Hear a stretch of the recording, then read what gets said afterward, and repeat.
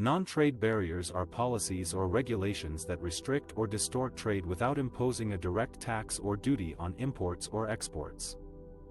They can take various forms, such as import licensing, technical standards, sanitary and phytosanitary measures, quotas, subsidies, and environmental regulations. Non-trade barriers affect India's trade with other countries in several ways. Some of the challenges faced by Indian exporters are: import licensing. India has to comply with the import licensing requirements of its trading partners, which can be complex, opaque, and time-consuming. Import licensing can also be used as a protectionist measure to limit the entry of foreign competitors.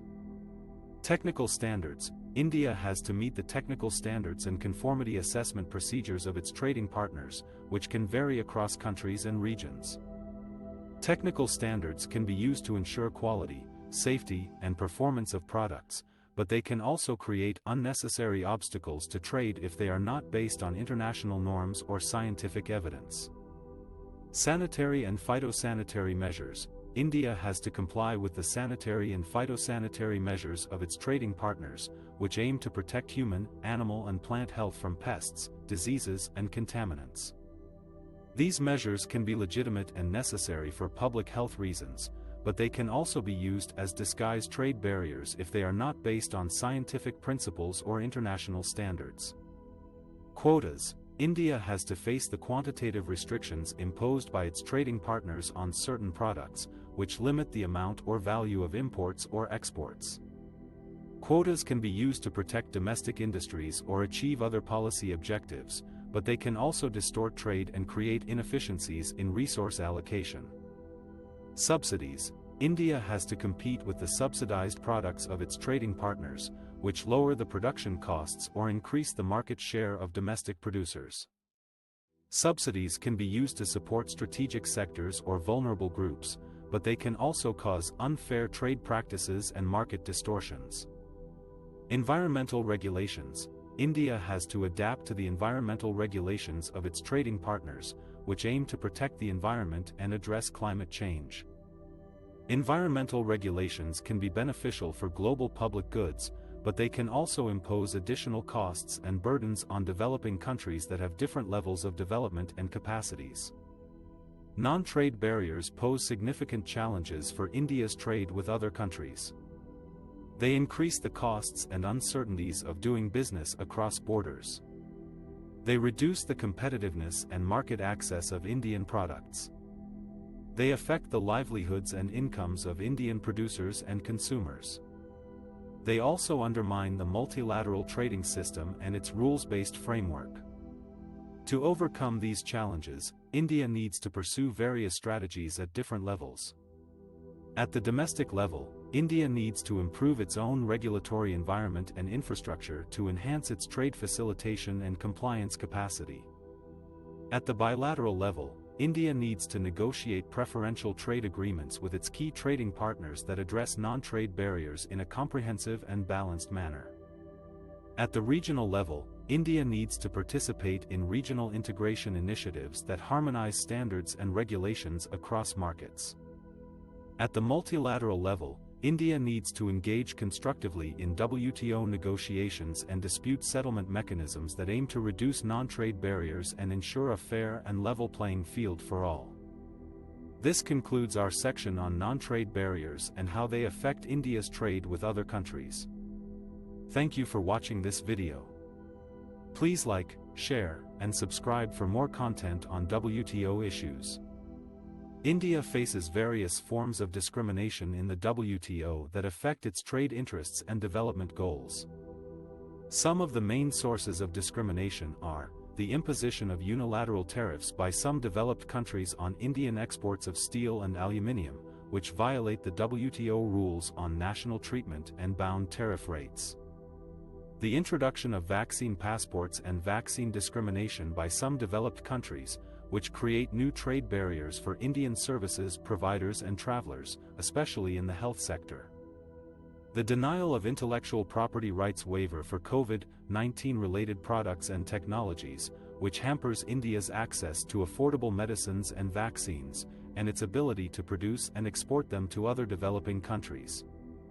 The application of domestic content requirements by some developed countries for solar cells and modules, which discriminate against Indian producers and exporters of renewable energy products. The restriction of public procurement opportunities by some developed countries for Indian suppliers, especially from neighboring countries, which limit India's market access and competitiveness. India can challenge these discriminatory measures in the WTO by seeking consultations and dispute settlement with the countries concerned, and seeking compensation or retaliation if they do not comply with the WTO rulings.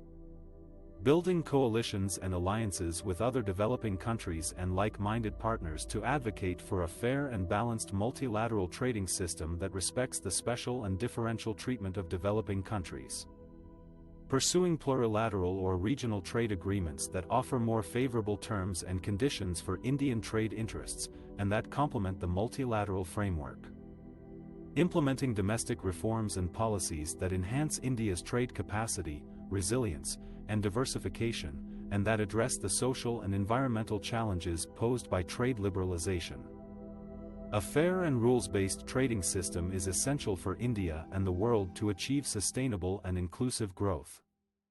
Such a system can provide many benefits, such as, it can promote global security and stability by reducing trade conflicts and enhancing cooperation among countries.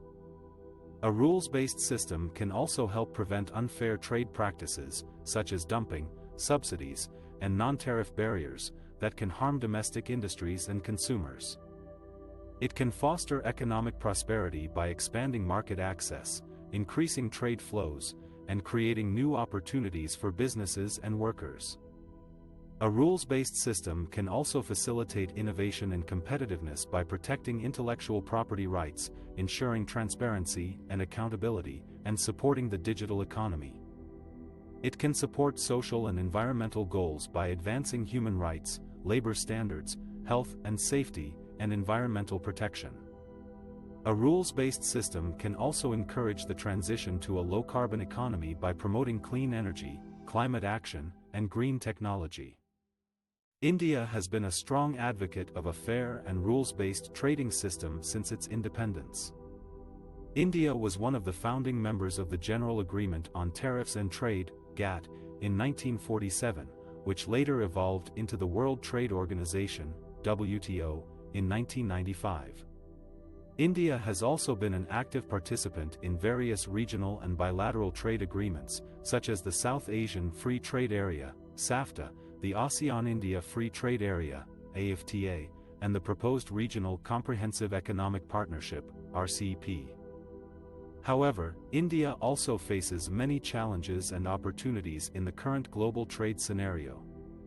Some of the challenges include the rise of protectionism and unilateralism in some major trading partners, which threaten to undermine the multilateral trading system and create trade tensions and uncertainties. The emergence of new trade issues and complexities, such as e-commerce, digital services, data flows, investment facilitation, and regulatory cooperation, which require new rules and frameworks to address them effectively.